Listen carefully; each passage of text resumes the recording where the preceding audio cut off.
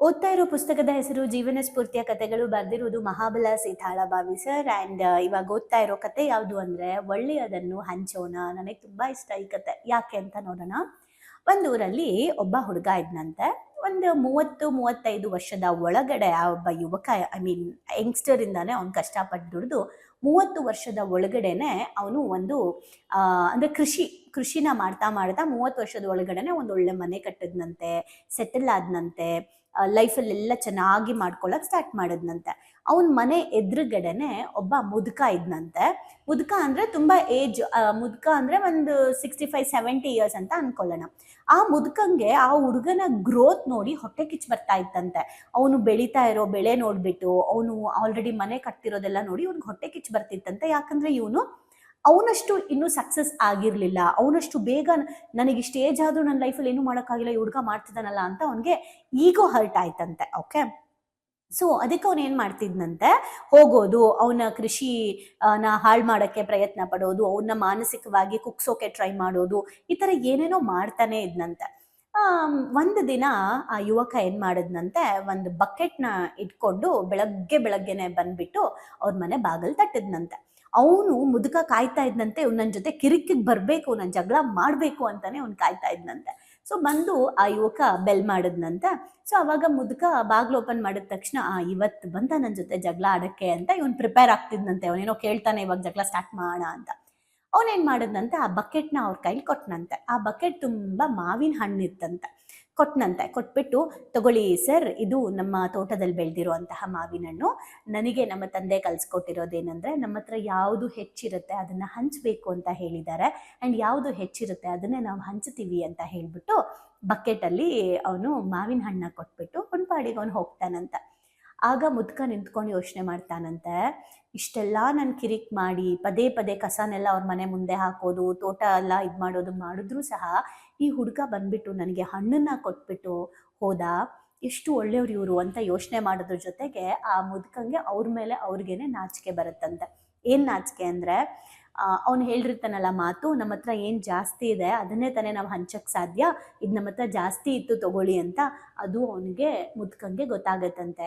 ನಾನು ದ್ವೇಷ ಮಾಡ್ತಾ ಇದ್ದೀನಿ, ಇನ್ನೊಬ್ಬರಿಗೆ ಅಸೂಯೆ ಪಡ್ತಾ ಇದ್ದೀನಿ, ಅಂದರೆ ನನ್ನ ಹತ್ರ ಜಲಸಿ ಇದೆ, ನನ್ನಲ್ಲಿ ದ್ವೇಷ ಇದೆ, ನನ್ನಲ್ಲಿ ಕೆಟ್ಟ ನೇಚರ್ ಇದೆ ಅಂದರೆ ನನ್ನ ಹತ್ರ ಅದು ಜಾಸ್ತಿ ಇದೆ, ಅದಕ್ಕೆ ನಾನು ಅದನ್ನು ಬೇರೆಯವ್ರಿಗೆ ಕೊಡ್ತಾ ಇದ್ದೀನಿ. ಆ ಹುಡುಗನಲ್ಲಿ ಪ್ರೀತಿ, ಸಹನೆ, ಸಂಯಮ, ವಿಶ್ವಾಸ ಇದೆಲ್ಲ ಇರೋದಕ್ಕೆ ಅವನು ಬೆಳೀತಾ ಇದ್ದಾನೆ, ಯಾಕಂದರೆ ಅವನು ಅದನ್ನೇ ಕೊಡ್ತಾ ಇದ್ದಾನೆ ಅಂತ ಆ ತಾತಂಗೆ ಗೊತ್ತಾಗತ್ತಂತೆ. ಸೊ ಎಷ್ಟು ಚೆನ್ನಾಗಿತ್ತು ಕತೆ. ಅದರ ಅರ್ಥ ಏನು, ನಾವು ನಮ್ಮ ಬದುಕಿನಲ್ಲಿ ಯಾವ್ದು ಜಾಸ್ತಿ ಇದೆ ಅದನ್ನೇ ಕೊಡ್ತೀವಿ. ನೀವು ಯಾರನ್ನಾದ್ರೂ ಹೇಟ್ ಮಾಡ್ತಾ ಇದ್ದೀರಾ, ಯಾರ ಮೇಲಾದರೂ ಜಲಸಿ ಫೀಲ್ ಮಾಡ್ತಾ ಇದ್ದೀರಾ, ಯಾರ ಬಗ್ಗೆ ಆದರೂ ನೆಗೆಟಿವ್ ಆಗಿ ಅಂದ್ಕೊಳ್ತಾ ಇದ್ದೀರಾ, ಹಾಗಿದ್ಮೇಲೆ ನಿಮ್ಮ ಹತ್ರ ಅದು ಜಾಸ್ತಿ ಇದೆ. ಈಗ ನಾವಲ್ಲಿ ಜಾಸ್ತಿ ಮಾಡ್ಕೊಬೇಕಾಗಿರೋದು ಏನನ್ನ, ಅದನ್ನು ನೀವು ಇವಾಗ ಯೋಚನೆ ಮಾಡಬೇಕು. ಸೊ ಅರ್ಥ ಆಯ್ತಲ್ಲ, ನಮ್ಮ ಹತ್ರ ಏನು ಜಾಸ್ತಿ ಇದೆ ಅದನ್ನು ಹಂಚಬೇಕು, ಆ್ಯಂಡ್ ಜಾಸ್ತಿ ಯಾವ್ದು ಮಾಡ್ಕೊಬೇಕು ಅದನ್ನು ನೀವು ಯೋಚನೆ ಮಾಡಿ. ಸೊ ಇವತ್ತಿನ ಅಫರ್ಮೇಷನ್ ನಾವೇನು ಮಾಡ್ಬೋದು ಅಂದರೆ, ನಾನು ಸಕಾರಾತ್ಮಕ ಗುಣಗಳನ್ನು ಹೆಚ್ಚು ಮಾಡ್ಕೊಳ್ತಾ ಇದ್ದೀನಿ, ಅಥವಾ ಸಕಾರಾತ್ಮಕ ಭಾವನೆಗಳನ್ನು ನಾನು ಹೆಚ್ಚು ಮಾಡ್ಕೊಳ್ತಾ ಇದ್ದೀನಿ ಅಂತ ನೀವೊಂದು ಅಫರ್ಮೇಷನ್ ಮಾಡಿ. ನನ್ನ ಪಾಸಿಟಿವಿಟಿ ಜಾಸ್ತಿ ಆಗ್ತಿದೆ ನನ್ನಲ್ಲಿ ಅಂತ. ಸೊ ನಾನು ಸಕಾರಾತ್ಮಕ ಭಾವನೆಗಳನ್ನು, ಗುಣಗಳನ್ನು ಹೆಚ್ಚು ಮಾಡ್ಕೊಳ್ತಾ ಇದ್ದೀನಿ ಅಂತ ಬೆಳಗ್ಗೆಯಿಂದ ರಾತ್ರಿ ತನಕ ಇದೇ ಅಫರ್ಮೇಷನ್ ಹೇಳ್ತಾನೆ ಇರಿ. ಬರೀ ಹೇಳೋದಲ್ಲ, ಅಬ್ಸರ್ವ್ ಮಾಡಿ. ಯಾರ ಮೇಲಾದ್ರು ನೀವು ಜಲಸಿ ಫೀಲ್ ಮಾಡ್ತಾ ಇದ್ದೀರಾ, ಯಾರ ಬಗ್ಗೆ ಯಾರು ನೆಗೆಟಿವ್ ಆಗಿ ಥಿಂಕ್ ಮಾಡ್ತಿದ್ದೀರಾ ಅಂತ ಅಬ್ಸರ್ವ್ ಮಾಡಿ. ಸೊ ಅವಾಗ ನನ್ನಲ್ಲಿ ಯಾವ ಗುಣ ಇದೆ ಅಂತ ನಿಮಗೆ ಅರ್ಥ ಆಗುತ್ತೆ. So thank you. ಭಾವನೆಗಳಿಗಂದ್ರೆ ಶಾಲೆಗೆ ಬಂದು ತುಂಬಾ ಖುಷಿ ಆಯ್ತು. ಲೈಫಲ್ಲಿ ತುಂಬಾ ಅಂದ್ರೆ ತುಂಬಾ ಕ್ಲಾರಿಟಿ ಬಂದಿದೆ. ತುಂಬಾನೇ ಬದಲಾವಣೆ ಆಗಿದೆ. ನಂಗೆ ತುಂಬಾ ಖುಷಿ ಇದೆ ನಾನು ಇಲ್ಲಿಗೆ ಬಂದಿರೋದು. ನನಗೆ ತುಂಬಾ ಖುಷಿ ಆಗ್ತದೆ. ಪ್ರತಿಯೊಂದಕ್ಕೂ ಸ್ಫೂರ್ತಿ ಸಿಕ್ಕಿದೆ, ನೆಮ್ಮದಿ ಸಿಕ್ಕಿದೆ. ಒನ್ ವರ್ಡ್ ಅಲ್ಲಿ ಹೇಳ್ಬೇಕಂದ್ರೆ ಇಟ್ ಈಸ್ ಅಲ್ಟಿಮೇಟ್.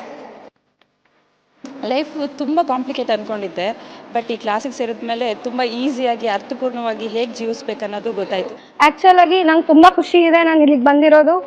ಈ ಒಂದು ವರ್ಕ್ಶಾಪ್ ಬಂದಿರೋ ಉದ್ದೇಶ ಅಂದರೆ, ತಾರಾ ಮೇಡಮು ಏನೇ ಕೊಟ್ಟರು ಒಂದು ಅದ್ಭುತವಾಗಿ ಸ್ಪೆಷಲ್ ಆಗಿ ಕೊಡ್ತಾರೆ ಅನ್ನೋ ನಂಬಿಕೆ ಇದೆ. ಈ ಒಂದು ವರ್ಕ್ಶಾಪಲ್ಲಿ ಇನ್ನೂ ಅದ್ಭುತವಾಗಿ ಸಿಗ್ತದೆ ಅಂತ ನಂಬ್ಕೊಂಡು ಬಂದಿದ್ದೀನಿ. ಖಂಡಿತ ಆಗುತ್ತೆ. ಡೈಲಿ ಹೊಸ ಟಾಪಿಕ್ ನಾವು ಡೈಲಿ ವೇಟ್ ಮಾಡ್ತಾ ಇರ್ತೀವಿ, ಇವತ್ತೇನು ಹೇಳ್ಕೊಡ್ತಾರೆ, ನಾಳೆ ಏನು ಹೇಳ್ಕೊಡ್ತಾರೆ ಅಂತೇಳಿ. ನಾನು ಎಲ್ಲರಿಗೂ ಹೇಳೋದಷ್ಟೇ, ಅವ್ರು ಕೊಡೋ ಎಲ್ಲ ಟಾಸ್ಕ್ನು ಚೆನ್ನಾಗಿ ಫಾಲೋ ಅಪ್ ಮಾಡಿದರೆ ನಿಮ್ಮ ಜೀವನ ಇನ್ನೂ ತುಂಬ ಚೆನ್ನಾಗಿರುತ್ತೆ. ಎಜುಕೇಶನ್ ಬಂದ್ಮೇಲೆ ನನ್ನ ಲೈಫ್ ಸೇವ್ ಆಯ್ತು ಅಂತಾನೆ ಹೇಳ್ಬೋದು. ಸೊ ಬಹಳನೇ ಖುಷಿ ಇದೆ. ನಮ್ಮನ್ನ ನಾವು ಟ್ರಾನ್ಸ್ಫಾರ್ಮ್ ಮಾಡ್ಕೊಂಡು ಈ ಹ್ಯಾಬಿಟ್ಸ್ ಎಲ್ಲ ನಾವು ಇನ್ಸ್ಟಾಲ್ ಮಾಡ್ಕೊಂಡ್ರೆ ನಮ್ಮ ಲೈಫ್ ಖಂಡಿತವಾಗ್ಲೂ ಸಕ್ಸಸ್ಫುಲ್ ಆಗುತ್ತೆ ಅಂತ ಅಂದ್ಬಿಟ್ಟು. ಸೊ ನಿಮ್ಮ ಲೈಫ್ ಚೇಂಜಿಂಗ್ ಟ್ರಾನ್ಸ್ಫಾರ್ಮೇಶನ್ ಅಂತ ಅಂದ್ರೆ ಇದಕ್ಕೆ ಎಮೋಜಿಮ್ is the most and main ಕಾರಣ ಅಂತಾನೆ ಹೇಳ್ತೀನಿ. ಎಕ್ಸ್ಪ್ರೆಸ್ ಮಾಡ್ಬೇಕಂದ್ರೆ ಒಂದು ವರ್ಡ್ ಅದು ಭಾಳ ಚಿಕ್ಕದಾಗತ್ತೆ. ಅದು ಏನಂತಂದ್ರೆ ಥ್ಯಾಂಕ್ ಯು ಅನ್ನೋಂಥ ವರ್ಡ್ ಮಾತ್ರ ನಾನು ಎಕ್ಸ್ಪ್ರೆಸ್ ಮಾಡ್ಬೋದು. ಒಂದೊಂದು ಸ್ಟೆಪ್ಪಲ್ಲೂ ನಾವು ಚೇಂಜ್ ಆಗ್ತಿದ್ದೀನಿ, ನಾನು ಚೇಂಜ್ ಆಗ್ತಿದ್ದೀನಿ ಅನ್ನೋದು ತುಂಬ ನನಗೆ ಅಳವಡಿಕೆ ಆಗ್ತಿದೆ. ಮತ್ತು ಎಲ್ಲ ಸ್ಕೂಲು ಕಾಲೇಜ್ಗಳಲ್ಲೂ ಇದೊಂದು ಸಬ್ಜೆಕ್ಟ್ ಅಂತ ಇಡಬೇಕು ಮಕ್ಕಳಿಗೆ. ಎಲ್ರಿಗೂ ಯೂಸ್ ಆಗುವಂಥ ಕ್ಲಾಸ್ ಇದು, ಯೂನಿಕ್ ಆಗಿದೆ. ಇಮೋಜಿಮ್ ಟೀಮ್ಗೆ ಥ್ಯಾಂಕ್ ಯು. ಇದೆಲ್ಲ ನಡೆಸ್ತಾ ಇರುವಂಥ ತಾರಾ ಮೇಡಮ್ಗೆ, ಸಂದೇಶ್ ಸರ್ಗೆ, ಜೊತೆಗೆ ಎಮೋಜಿಮ್ ಟೀಮ್ಗೆ thank you so much. So ಯಾರ್ಯಾರೆಲ್ಲ ಸೇರ್ಕೊಂಡಿಲ್ಲ ದಯವಿಟ್ಟು ಸೇರ್ಕೊಳ್ಳಿ. So it is very utilising.